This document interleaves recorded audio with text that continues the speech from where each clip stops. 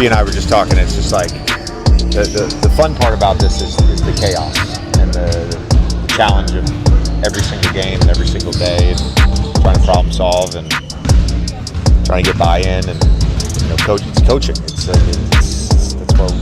why I do this. Like it's great. And I'm looking forward to a challenging, chaotic, fun, all of the things that happen during an 82 game season. We see LeBron in sneakers and sweats over there.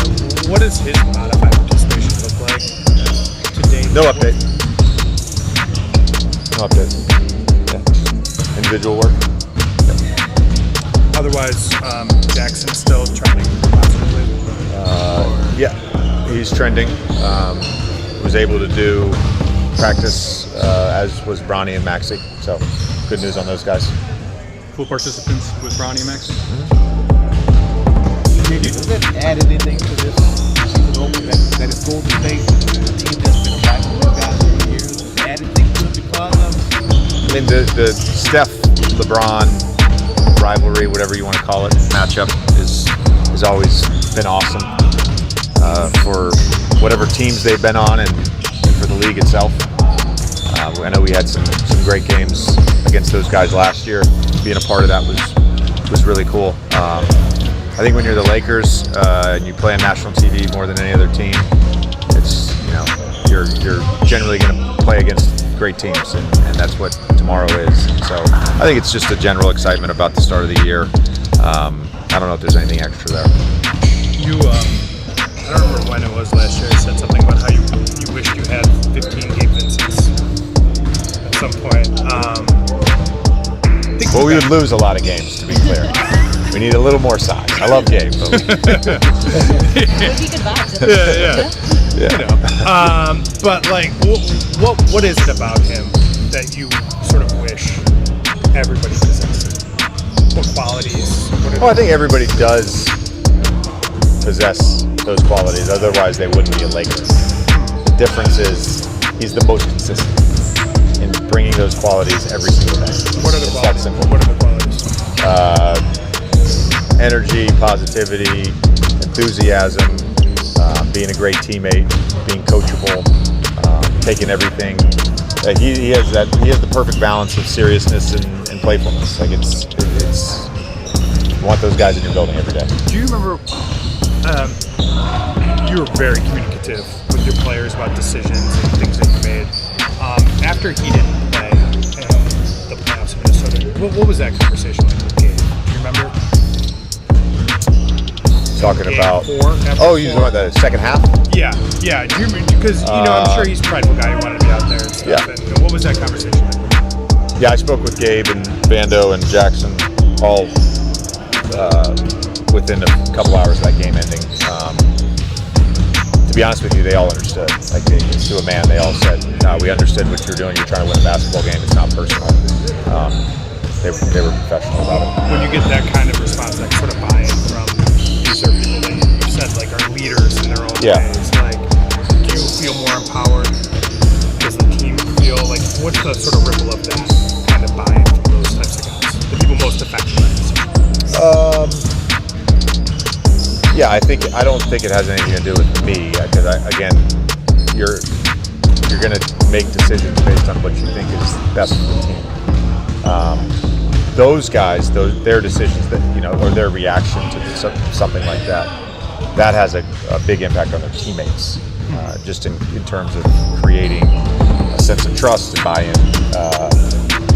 If everybody's aligned that, hey, we're going to do whatever it takes to win, and it's not personal, then it generally becomes pretty easy to make decisions. It's just about trying to win a game, which at the time, whether it was a right or wrong decision, because a lot of decisions that you make that have real consequences, they're only bad decisions if you don't get the results you want. Sure. Right? So you're making decisions based on what you think is the best option at the time. And if the guys understand that, then there's buy-in. The schedule can be crowded at times, but when you're opening up your first two games, obviously the run-up to Thursday night, and then you don't play again until Friday.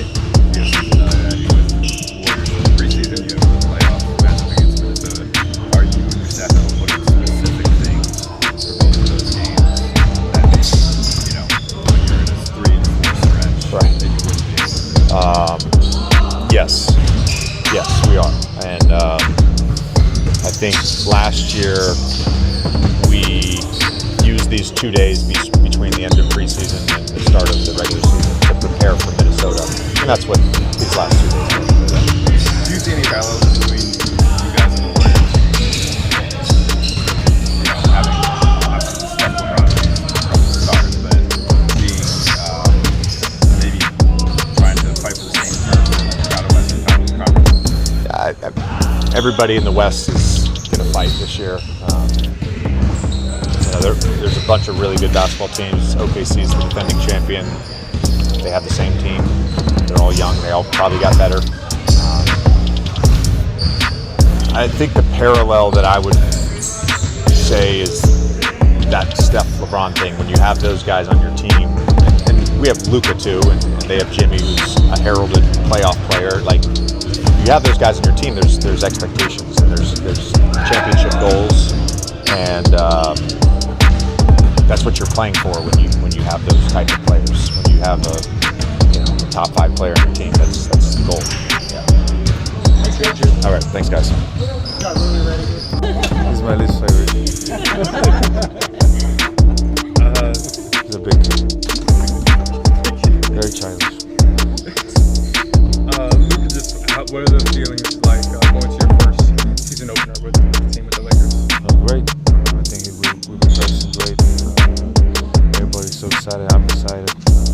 All that preseason is behind us. I'm excited to get started. Do you list personal goals, team goals for yourself going into a year? Not really. But obviously the goal is to win the championship. I don't write it down or nothing or in my mind. Just trying to game by game. Trying to win every game.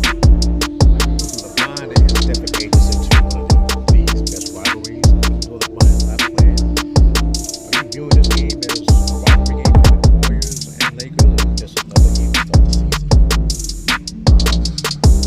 I don't know if it's rivalry or not, but obviously Steph is LeBron. Everybody in the world will watch it. Obviously going against Steph is very exciting. It's going to be tough.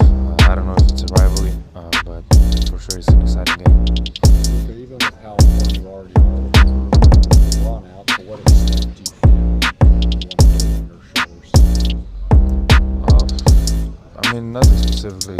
Like I said, just trying to win every game. Obviously, it's going to be harder with LeBron out, but he's ready. He's going to return. He's going to help us a lot for sure. How do you view Steph as a opponent, as a peer? Obviously, you look in the past about how LeBron was a guy you looked up to. Is Steph a player that you looked at? I mean, for sure. As an opponent, it's obviously very hard to guard him. He's moving all the time. He can shoot from anywhere. So I feel like it's hard, but also exciting. Going against a player like that is very exciting. And for the first game to open up the season, it's going to be great. Not just asking this because it's maybe 10 feet away from us, but you were very complimentary of game after Friday's game. Spoke to JJ about it. You mentioned that the consistency of the positivity, the energy he brings is what stands out. How valuable has that been just for you over the past 8 months, 9 months as teammates, and what he brings to the organization, brings to the team? I mean, like I said, the energy is always there, always positive. I've never seen in my life being negative, so I think it gives a very good positive energy to the group, and obviously the basketball group. We all know he can shoot, he can defend, so I'm excited to start the season with him. I think a little bit more distance from Friday's game. Just kind of looking back at those first 3 quarters, what were you most encouraged by what you guys showed and sort of Against the Kings, yeah. I think first quarter wasn't our best. But after first quarter, I think our physicality went up. So that's what we're working on these 3 days. Just be more physical, and obviously for Friday, Tuesday, tomorrow. It's very important, especially with Steph, running around, chasing all over the course. So it's going to be very important for tomorrow and for next week. What's that Marcus been like as a leader on the Great. Like I said, positive.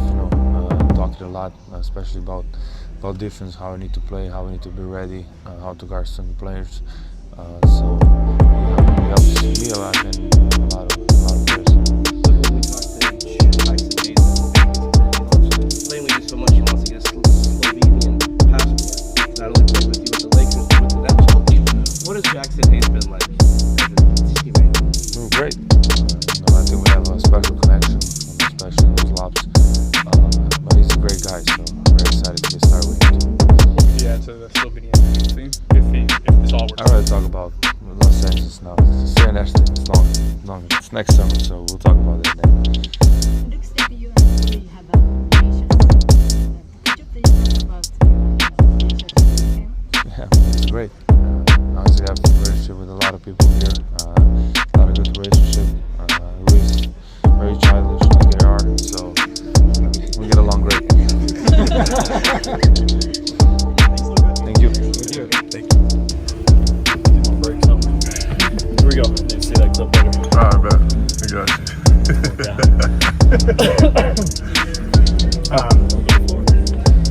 I guess, you guys made it through the preseason. There was a lot of games, a lot of practices. How do you feel about where things stand right now with the group? How excited are you to go try to get through? Super excited. Obviously, there's a lot of things that we can work on. Which is we had a real practice today. We're up and down. So just trying to get as much court time together as we can until Tuesday, and then the real thing starts. 82 of them. We got to go compete every single night. So trying to build a foundation and go do that. When you guys were at your best last year in the regular season, the effort level was really high defensively. Do you feel like you guys are going to have to play that way to defend this year? Yeah, I feel like anytime you step on court, the effort level should be high. We have a team this year that we have to guard, as a unit. That's how the best defensive teams, in the NBA guard them. They got one-on-one guys that can guard, but at the end of the day, there's so many skilled offensive guys out there that you had to guard everybody with 5 people, and you had to be on a string and no rotation. Like you said, give a maximum effort every day. Since you pointed to the lobs after the first half against the Kings, that's something that could have been better. You say you guys had 17 in the first half. You guys were looking with them. Outside of the obvious of just putting it in a guy's hand, what goes into having better lob chemistry, having better, just better converting more lobs? Playing, alongside one another. Since I've been here, it's been AD for the most part, and Jackson the last couple of years, and then now having that different feel with DA. It's the same stuff, but every player's not the same. I can throw some lobs to Jackson that I can't throw to DA. I can throw pocket passes to DA that I can't to Jackson. So it's just reading, personnel on the court, just getting reps every single day together. You notice any changes in your game from last season to this season?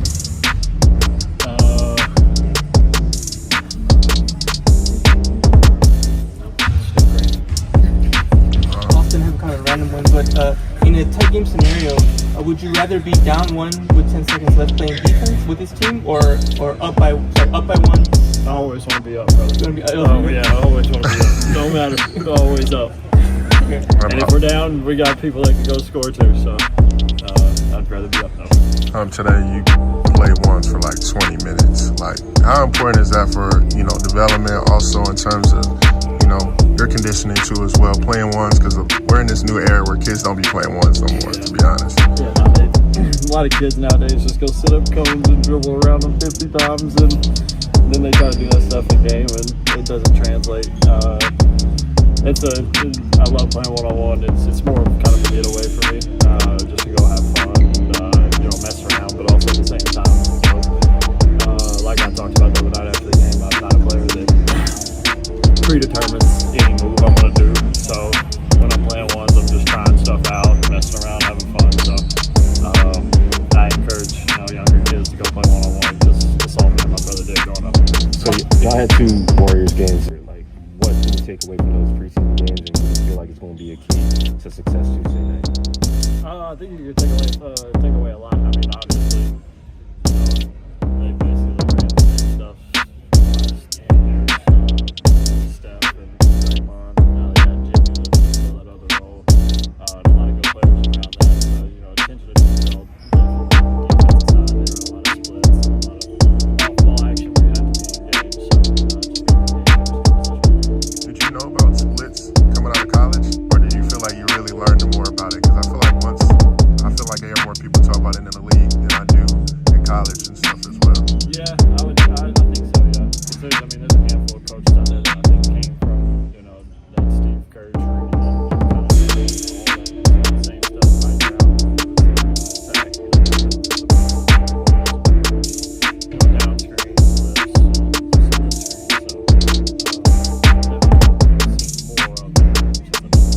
Remember a few years ago you were talking about how you study other guys that draw fouls at a high rate.